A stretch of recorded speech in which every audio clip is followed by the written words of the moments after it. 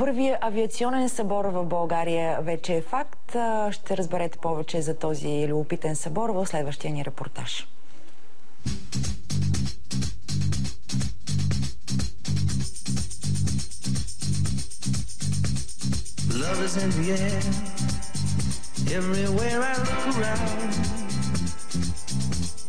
Една от големите туристически атракции това лято е първият по рода си авиационен събор в България.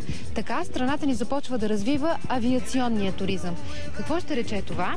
Хора от други държави, които имат малки частни самолети, ще могат да пристигат в държавата ни с бизнес или туристическа цел.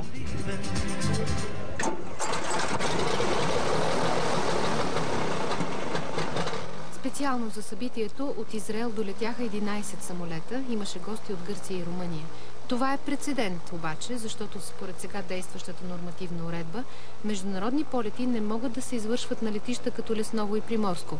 В случая организаторите имаха специално разрешение от гранична полиция. Обикновено малките самолети и големите летища, те не са в съответствие. Значи малките самолети са прекалено бавни, объркват трафика на големите летища и традиционно из цяла Европа и държавите, където авиацията е развита, малките самолети кацат по малките летища, понеже таксите за малките самолети не са много по-различни от таксите на големите Airbus и Boeing. Тоест това е малко несправедливо спрямо малките самолети? Доста несправедливо всъщност и това тотално отблъсква желаещите да дойдат такъв вид туризъм в България.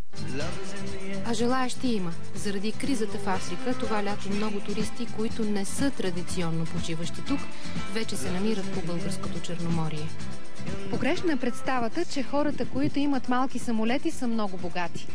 За 20 000 лева може да бъде намерен самолет втора употреба. Ако е нов обаче, сумата започва да нараства. 50-100 000 лева и нагоре. Първият авиационен събор в България беше наистина на ниво по-високо от това на обикновен събор. Нищо, че и тук имаше в изобилие кебабчета и бира. Атракционите бяха съвсем като играчки, но истински и с тях се забавляваха и малки, и големи. Нашата мечта всъщност е да имаме възможност за обслужване на международни полети тук, не само за специални събития, когато има нужда да бъдат обслужвани. Давам пример от Германия. В Германия не е необходимо представители на гранична полиция да стоят по цял ден на малки летища, да чакат някой международен полет да кацне. Полетът се заявява от предходния ден и представители на гранична полиция идва само за необходимия полет в конкретния час. В Германия и други европейски държави най-близката полицейска кола идва и обслужва за броени минути международния полет. От това, разбира се, всички са доволни. Въпрос на време е, кога това удоволствие ще бъде възможно и за нас в България.